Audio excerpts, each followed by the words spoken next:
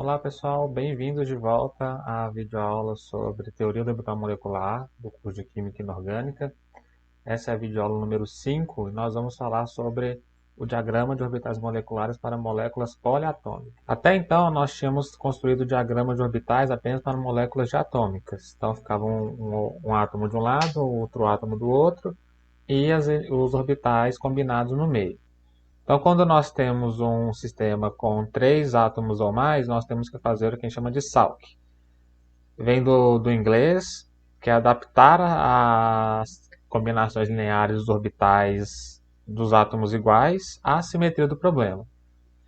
Então, por exemplo, uma molécula do tipo BH2. BH2 é uma molécula linear, e aí nós vamos fazer o seguinte, vamos agrupar os dois átomos de hidrogênio, vamos combinar o orbital 1s. Como nós podemos combinar dois orbitais 1s? Bem, uma possibilidade se os dois estiverem em fase e outra possibilidade se os dois estiverem fora de fase. E essas duas combinações eu vou tentar ver quais desses átomos do berilo conseguem combinar de maneira efetiva com esses grupos de orbitais aqui do átomo da combinação dos dois átomos de hidrogênio. Percebam o seguinte, que assim como nas condições anteriores, se eu tenho dois orbitais 1s, a combinação entre eles só pode me gerar duas outras situações. Tá?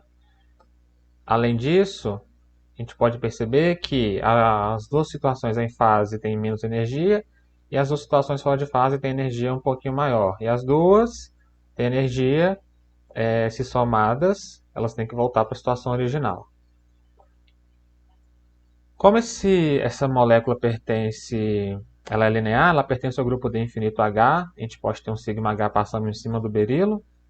Para as duas situações em fase, todos os elementos de simetria que eu tentar aplicar do grupo D infinito H chegam em valores igual a mais 1, ou seja, a situação inicial e final são iguais.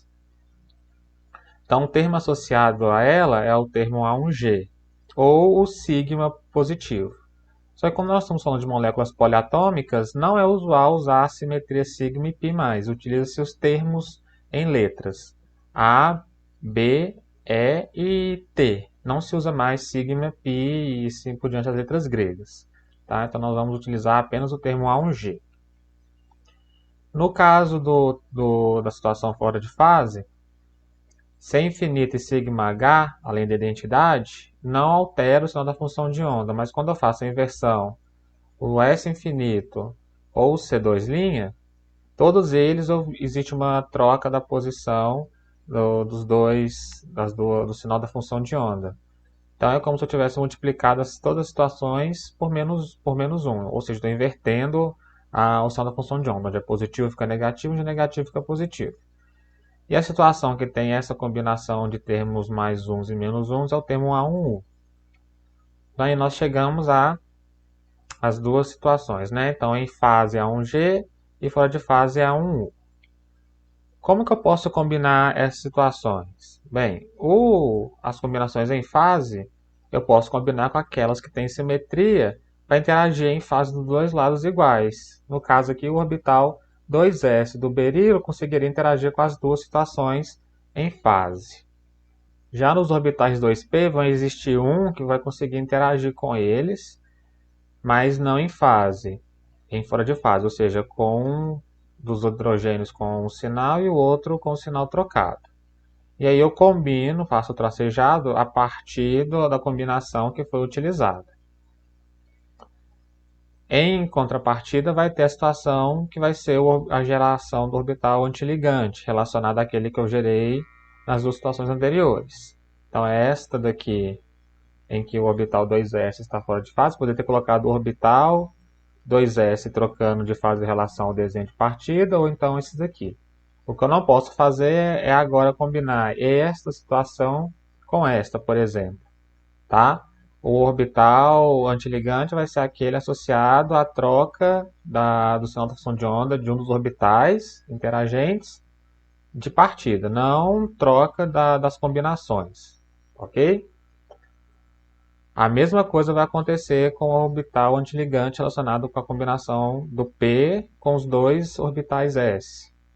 ok? Então, o orbital antiligante tem relação com este daqui e o orbital antiligante com a ligação com o orbital s tem este daqui. E aí, o que vai acontecer com os outros dois orbitais p, que não conseguem interagir de maneira clara como esse? Bem, eles vão ser orbitais do tipo não ligante, tá? A mesma coisa vai acontecer com o orbital 1s do berilo. Ele é bem menor, está mais interno e não consegue interagir bem com os orbitais 1s que vão interagir, vão se aproximar externamente. Então, os orbitais 1s primeiro interagem com os orbitais de valência e os orbitais mais internos não conseguem interagir. Então, simplesmente trago ele para cá. Aqui tem o desenho de como seria essa combinação dos orbitais. Quando o s interage com os dois orbitais 1s do hidrogênio em fase, veja, forma uma situação que engloba todos os átomos. Eu faço a aglutinação de todos esses três orbitais. Quando eu vou para o orbital que interage eles fora de fase com o P, tem um plano nodal passando bem aqui no centro do átomo de berilo. E aí ele está representado aqui. De um lado fica um sinal da função de onda, do outro lado outro sinal da função de onda. E aqui estaria a representação antiligante relacionada às situações de baixo. Essa daqui em relação à situação do orbital s, interagindo com os dois s do hidrogênio. Então ele fica numa fase de fora de outra fase, outro sinal da função de onda. E aparece um plano, como aqui, né, um plano em cada interação. Toda vez que eu tenho interação aqui que não tem o mesmo sinal da função de onda, aparece um plano nodal. A mesma coisa vai acontecer aqui. E eu coloquei nesta sequência porque aqui vai crescendo o número de planos nodais. Ou situação intermediária, que seria a representação em relação a essas duas, elas seriam situações não ligantes. Por quê? Porque se eu tentar interagir os orbitais do hidrogênio nessa direção, eles vão interagir 50% em fase e 50% fora de fase, porque eles estariam onde estão esses pontinhos pretos, que seriam os núcleos dos átomos.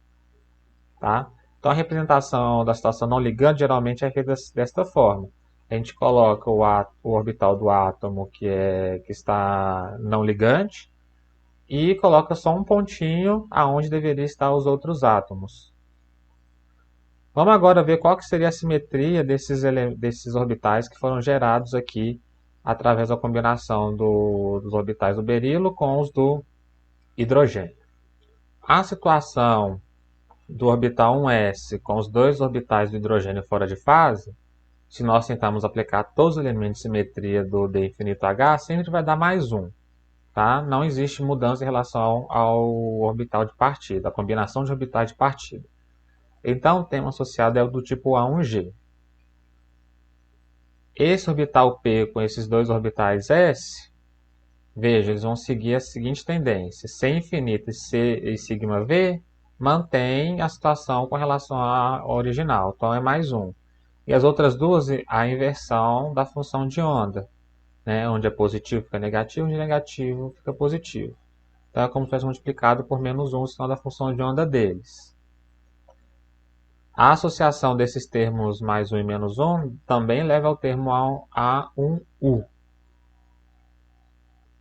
Quando a gente vai para a situação fora de fase, a combinação que tem o orbital 2s agora fora de fase com os dois orbitais do hidrogênio, independentemente do qual operação eu faço, ela também continua indistinguível da posição original. Então é sempre mais um. Então é A1G. Então repare, a situação de partida da combinação dos orbitais de hidrogênio foi A1G, o orbital que tem característica de ligante foi A1G e o antiligante também é A1G. Indo para a combinação do orbital P com os dois hidrogênios fora de fase da combinação dos hidrogênios que nós fizemos, veja, para C infinito e sigma V, não altera em relação à situação original. Já quando eu faço os outros três elementos de simetria, existe a inversão do sinal da função de onda em relação à função de onda de partida. Então, qual o termo que está relacionado com isso? A1U. Assim como os dois orbitais S combinados, né, que conseguiam fazer interação com esse P, e a combinação ligante. Então perceba, A simetria dos orbitais de partida é igual à simetria dos orbitais gerados. Por quê? Porque os dois orbitais de partida têm que ter simetria apropriada. Ou seja, eu só consigo combinar orbitais que têm simetrias iguais. Então, vocês podem tentar fazer os orbitais de partida que vão conseguir interagir com os orbitais S, vão ver que eles também vão encaixar no termo A1G e A1U, obrigatoriamente. Fazendo para os orbitais não ligantes, vamos começar aqui agora para este orbital. Se eu faço para a operação de ser infinito, a sobreposição depois da operação vai depender desse ângulo que eu fiz. Então vai ser cosseno desse ângulo. Se eu faço σv, que eu vou escolher σv, que agora é este que corta o orbital pela metade, mas fica metade para fora do plano e metade para trás do plano, na hora que eu faço o espelhamento, fica igual, fica mais um, que está para frente desse orbital vai lá para trás, que lá para trás vem para frente, mas não muda o sinal da função de onda. A inversão, ela troca o que está em cima com o que está embaixo. Então, existe uma inversão do sinal da função de onda, então é como se fosse multiplicada por menos 1. Se eu faço essa infinita agora, esse plano aqui não vai interferir no valor, porque um lado troca com o outro, então fica sem mudança do sinal da função de onda. Mas na hora que eu faço o S infinito, vai depender desse ângulo aqui, então vale cosseno desse ângulo que eu vou girar. Se eu faço C2, este lobo, a parte de trás vem para frente, a parte da frente vai para trás, mas não muda o sinal da função de onda, então é mais um. Fazendo para o outro orbital não ligante, se eu faço C infinito, a sobreposição depende do ângulo que eu girar. Então eu coloco que é cosseno desse ângulo. Se eu faço σv, bem, eu vou escolher o σv, eu vou manter o σv, e aí ele agora corta os orbitais de forma que fica um para trás do plano e outro para frente. Na hora que eu faço o espelhamento, existe a inversão aqui dos sinais da função de onda. Então é como se eu tivesse multiplicado por menos 1 a situação de partida. A inversão também vai trocar esses dois lobos de posição, então é como se fosse trocado a posição de partida, menos 1. O plano aqui, quando eu faço S infinito, corta esses dois lobos pela metade também, então não altera o valor da sobreposição em relação à origem, mas a rotação que eu tenho que fazer aqui é de qualquer ângulo, é S infinito, então depende do ângulo que girar o valor do final da sobreposição. Então cosseno também. Quando eu faço a rotação, C2, o que está para frente vai lá para trás vem aqui para frente, então inverteu, então é menos 1. Se a gente tentar observar, não é possível incluir nem a primeira situação e nem a segunda na tabela, então não existe correspondência direta, então eu tenho que fazer a soma. Na hora que eu somo os dois, dá estes valores aqui para cada uma das elementos de simetria do grupo, e o termo associado então é o termo EU. Isso diz que, além de eu ter feito a soma, o termo E diz que eles são degenerados, eles são de mesma energia.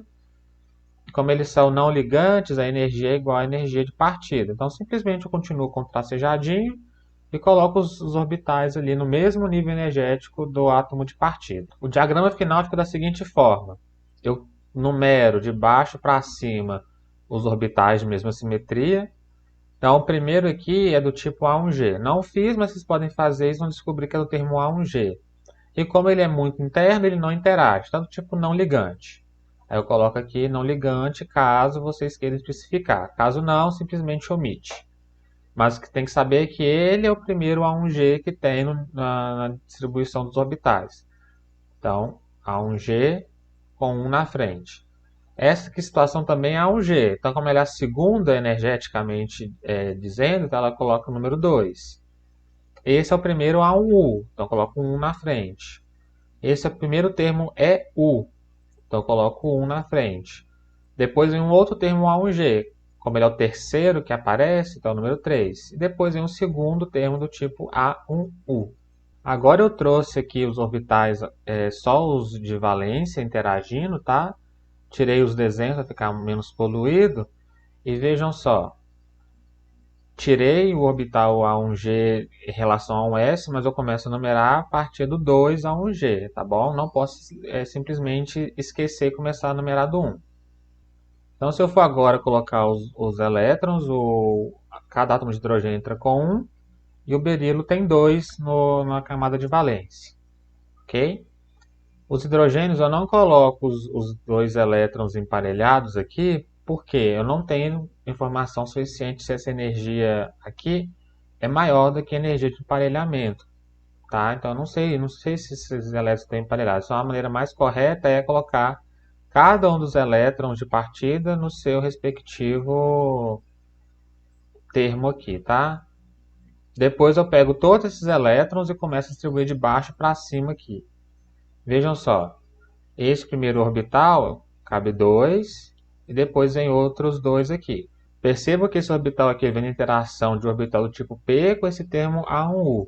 Mas agora os elétrons não pertencem mais a um único orbital, nem aos orbitais do hidrogênio. Eles pertencem à molécula como um todo e começam a popular os níveis energéticos de baixo para cima. Tá bom? A ordem de ligação aqui eu posso calcular. A ordem de ligação total seria 2, ou seja, esse sistema tem duas ligações. E se eu for dividir pelo número de hidrogênios, eu descubro quantas ligações cada hidrogênio faz. Então é metade da ordem de ligação total, que é metade de 2, que é 1. Ou seja, cada hidrogênio faz uma ligação e o sistema todo tem duas ligações. Quando eu mudo um pouquinho o sistema, eu posso, a situação antes era linear, se eu fizer um abaixamento aqui, eu chego no caso da uma geometria igual a da água. Então eu posso tentar combinar os mesmos orbitais de combinação de hidrogênio, igual eu fiz anteriormente, com os átomos do oxigênio, para gerar a molécula de água.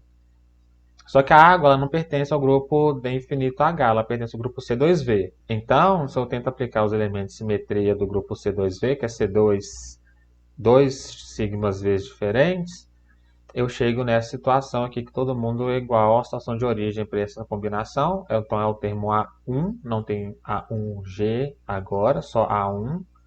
E esse termo aqui seria o B1, tá? Não seria A1U agora, seria B1, ok? Ele é menos 1 em relação a C2 e ao sigma V do plano YZ, que é esse que está cortando a molécula nessa direção. Então, na hora que eu for tentar combinar os orbitais, eu tenho que combinar esse A1 e esse B1 com estes daqui.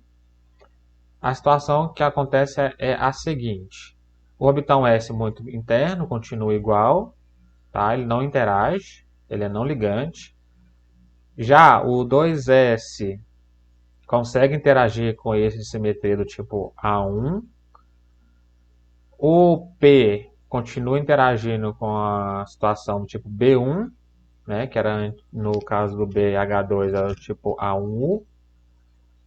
E agora, diferentemente da situação anterior, que tinha dois orbitais P não ligantes, devido a essa geometria que empurra os hidrogênios para baixo no caso da molécula de água, vejam só, esse orbital P consegue interagir esse orbital aqui na parte inferior da molécula com esses dois átomos ao mesmo tempo. Tá? E essa outra situação é a única que fica do tipo não ligante, que qualquer uma das duas situações, ou A1 ou B1 que eu coloco aqui, vai ser 50% em fase e 50% fora de fase. E não tem nenhum outro orbital para ele interagir, então ele fica não ligante. Ok? O 2s e esse orbital P, eles interagem ao mesmo tempo com a situação A1. Ok? Então, essa situação seria a situação do 2s em fase com esses dois A1. Essa aqui seria a situação desse orbital em fase com o A1 também. Só que o 2s e esse orbital P eles concorrem pela interação com o orbital, com essa combinação de orbitais. Então, é por isso que o A1 vem para cima e para cá, e o 2s também vem para cá e vem para cá. Ok? Ele também está interagindo nessa situação. E o 2s também tem uma leve interação com relação ao antiligante. Tá bom? Aqui eu desenhei o antiligante sendo a situação contrária dos sinais de fusão de onda desse orbital P, porque ele é o que você faz os cálculos numéricos, né, cálculos teóricos, e descobre que a contribuição maior para o antiligante é a situação aqui, e não essa, a antiligante em relação a essa. Tá bom? Então, existe o abaixamento de energia do orbital 2s, existe o abaixamento de energia desse orbital p, e vai existir o antiligante, né, que é a somatória do antiligante dessas duas situações aqui, que é majoritariamente desta forma. E aqui o antiligante em relação a essa situação. Agora, se nós começarmos a fazer, a determinar os termos associados, a gente vai ver que segue a mesma coisa que o BE2, BH2, né? Se começou com o termo A1 da combinação de hidrogênios, o termo final da combinação de todos os orbitais também tem que ser A1. Começou com B1, tem que ser igual com todas as situações que combinam com essa combinação de orbitais de hidrogênio do tipo B1. Tá? Vocês podem conferir depois. Mesma coisa vai acontecer aqui, né? O não ligante, ele tem um termo um pouquinho diferente. Se a gente faz o C2, inverte a função de onda. O σv no plano XZ, ele troca a função de onda, porque divide os orbitais aqui pelo núcleo do átomo de oxigênio, então fica um logo para frente e outro para trás. Então, na hora que eu faço essa operação, troca-se. E na hora que eu faço o σv no plano YZ, que é o que corta esses dois lobos aqui pela metade ao mesmo tempo, né? Troca-se um lado pelo outro e não muda a função de onda. Então, o termo associado ao B2. E por fim, o antiligante é o termo associado ao B1. Vale lembrar que se vocês fizerem o termo orbital antiligante associado a este daqui, né? Só que com o S aqui, com o sinal da função de onda trocada, vocês vão ver que vão encontrar a mesma coisa, tá? Então, este fica sendo o diagrama de orbitais para a molécula de água. Então, começa aqui embaixo com 1A1, né, que seria a situação. 2A1 seria o 2S interagindo com esses dois orbitais A1. Aqui, o B1 seria a primeira situação envolvendo o orbital P. 1B2 seria esta, e assim por diante. Tá bom? Veja que teve uma pequena alteração, porque agora esse tem 1, 2, 3, 4A1. Então, chega até o termo 4A1. E aqui estão como que ficariam os orbitais nesse caso. 1s é pequenininho, o 2s seria conseguiria interagir com os orbitais de hidrogênio, então formaria um orbital único, ouvindo todos eles. Com o B1 tem um plano nodal passando por aqui. Esse daqui seria a situação, tá? Esses três lobos se juntariam formando um orbital apenas e ficaria este, né, com um nó passando por aqui e assim por diante. E aí vale ressaltar o seguinte, esta situação e esta, elas têm o mesmo número de planos de nós, né? Então tem um nó aqui e outro aqui, 3. Essa situação aqui de cima tem um nó aqui e outro nó aqui no meio. Essa situação aqui, apesar de estar colorido errado, vai aparecer um nó aqui e um nó aqui. Então teriam 3 nós, a mesma quantidade aqui de baixo. Só que o orbital de partida, que é B1 aqui dos átomos de hidrogênio, já tem energia maior. Então, no desempate, este daqui fica com energia maior. Além disso, se for parar para pensar, esse daqui é a combinação deste com este fora de fase. Então, ele tem energia menor, porque esses dois aqui têm energia menor. Quando eu for para moléculas tipo BH3, eu tenho que combinar agora 3 orbitais do 1s do hidrogênio. As 3 possibilidades são: ou eu combino as 3 em fase, ou uma fora de fase e 2 fora de fase, e a terceira seria uma possibilidade de 3 fora de fase, mas é impossível fazer isso. Então, qual que seria o mais próximo disso? De 3 fora de fase, seria 2 fora de fase, uma em relação à outra, um com sinal de onda diferente do outro, e a terceira tanto faz. Pode ser positivo ou pode ser negativo. Se for positivo, vai ser igual a essa, por exemplo, mas diferente dessa. Se for negativo, diferente dessa, é igual a essa, mas diferente dessa. Tá? Se nós formos analisar os termos associados a essas combinações antes de começar a combinar, a gente chega na seguinte situação.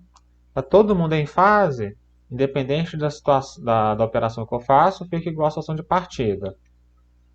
Já se eu faço essa situação, C3, né, depende a sobreposição vai depender do ângulo que eu faço, C3 de 120 graus, vamos dar menos meio. Se eu faço C2, inverte, sigma V, esse sigma V não inverte o sinal da função de onda, então é mais 1.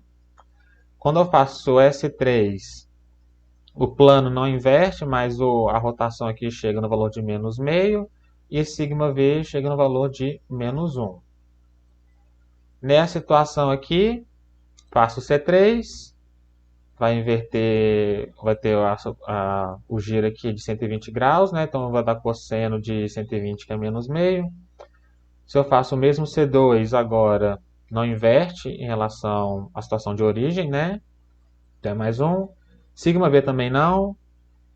S3, o plano não inverte, não faz nenhuma modificação, mas a rotação de 120 graus faz, então é cosseno de 120. E se eu faço sigma V aqui também, agora não muda, tá? Então dá mais 1. Se eu faço a primeira situação, todo mundo em fase, vai dar o termo A1', porque é todo mundo igual a 1. E se eu faço para as outras duas situações, eu tenho que somar, porque não existem esses valores que eu encontrei para elas aqui na tabela, mas se eu somo, dão estes valores aqui para cada elemento de simetria, que é o termo E'. Tá? Se eu tive que somar, elas são degeneradas, então por isso que na situação anterior eu já coloquei no diagrama de orbitais essas duas situações na mesma posição, mesmo nível energético. Ok? Então esse aqui é o termo A1' e E', eu vou fazer a combinação agora. Esse A1' ele consegue interagir com 2S, apenas, tá? A única situação que é interessante para ele é essa. Se eu for interagir agora esses dois termos E com os orbitais P, vejam só. Essa primeira situação consegue interagir com o eixo orbital P, enquanto essa situação consegue interagir com eixo orbital P. E ficaria um terceiro que não consegue interagir, tá bom? Eu coloquei eles aqui, eu posso desenhar dessas duas formas. Eles têm os lobos, um para cima e um para baixo, enquanto os três átomos de hidrogênio interagem aqui neste plano. Então, qualquer que seja o tipo de interação do E ou do A1', eles vão tentar interagir, vai ser 50% em fase, 50% fora de fase, ou seja, não ligante. Este daqui é a situação antiligante em relação a essa, e essas duas situações aqui são as antiligantes em relação a essas daqui. Os termos são sempre iguais aos termos de partida, tá? Esse aqui vai receber A1', esse aqui vai receber E', esse A1', esse E', e começa de baixo para cima nomeando os orbitais. Tá? O primeiro, que é do 1s, que é não ligante, teria termo A1', não coloquei aqui, omiti, vocês podem tentar fazer para poder chegar nesse valor. E esse aqui seria o 2A1', e esse aqui seria o 3A1'. Esse aqui seria a primeira situação que aparece com E' do orbital, do diagrama, né? Então esse aqui seria o primeiro E', 1E', e esse aqui seria o 2E'. Para a gente ver como é que seria essa terceira situação, eu fiz aqui, com todos os termos do grupo D3H, que é quando essa molécula participa, tá? Então, se eu tento fazer todos esses elementos de simetria, veja só, se eu faço C3, não muda. Se eu faço um C2 aqui ao longo dessa ligação, eu inverto, então vai dar menos 1. Se eu faço sigma H, eu troco o que está embaixo com o que está em cima, então eu inverto, então dá menos 1. Se eu faço S3, qualquer que seja a rotação não muda, tá? Mas o plano que compõe a operação do S3 troca de baixo com o que está em cima, então dá menos 1. E o sigma V aqui agora que divide esses dois lobos pela metade, não inverte, né, o som da função de onda, então vai dar mais 1. E o termo associado aqui é A2, duas linhas.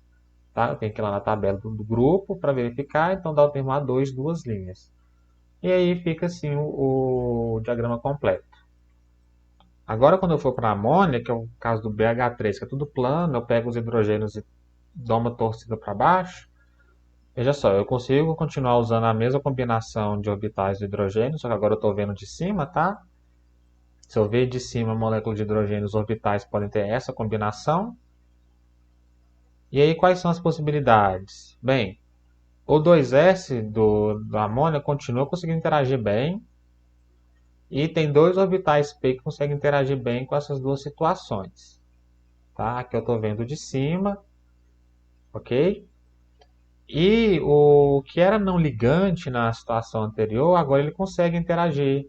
Porque antes estava todo mundo no mesmo plano, então era 50% em fase, 50% fora de fase. Agora, como desci todos os átomos de hidrogênio, agora a contribuição em fase aqui, com esse orbital daqui de baixo, é muito maior do que a fora de fase aqui em cima. Então ele tem uma interação. Só que, claro, ela não é tão eficiente quanto a do orbital 2s. E diferentemente da água, agora o orbital antiligante tem contribuição muito maior desta situação do que dessa. Porque aqui não tem nada fora de fase. E aqui já tem um pouquinho que é fora de fase, porque tem esse lobo aqui em cima. Existe um abaixamento de energia aqui, tá? Mas o orbital P ele não é o que interage melhor com os átomos de hidrogênio, sim o orbital S. E aqui estaria os orbitais antiligantes relacionados à interação com, as combinações do tipo E. Os termos agora, primeiramente, o termo agora não tem mais aquela linha, porque aquele asterisco, aquele apóstrofe, né? Ele vinha do grupo do BH3, que é do grupo D3H, que não acontece aqui. Então é só A1 e E. Então eu começo aqui 2A1, 1E, e aqui agora, antes era não ligante, agora já é interagente. Se ele é interagente, eu não posso continuar 3 e 2E. Eu tenho que colocar que aqui é também do tipo A1. Então ele fica sendo ele o 3A1 e esse aqui é a situação antiligante, que também é do tipo A1, fica sendo o tipo 4A1. E aqui, como não tem interação nenhuma com os termos do tipo A1, então fica sendo 2E. Se eu faço um paralelo entre amônia e BH3, veja o que acontece. Primeiramente, eu consigo observar que a combinação de orbitais moleculares é igual para as duas situações. O orbital 2s e 2p tem energia menor do que o 2s e 2p do boro, porque o nitrogênio é mais negativo, então causa uma estabilização extra. Tá? E além disso, aqui a molécula de amônia, ela forma orbitais que têm energia menor do que os orbitais, ou melhor dizendo, o ganho de estabilização da amônia é menor do que do BH3. Por quê? Porque a sobreposição aqui, ó, dessas situações todas, é muito mais efetiva, porque está todo mundo no próprio plano dos orbitais P e dos orbitais S. Aqui não, aqui está para baixo do plano, então a interação é menos efetiva.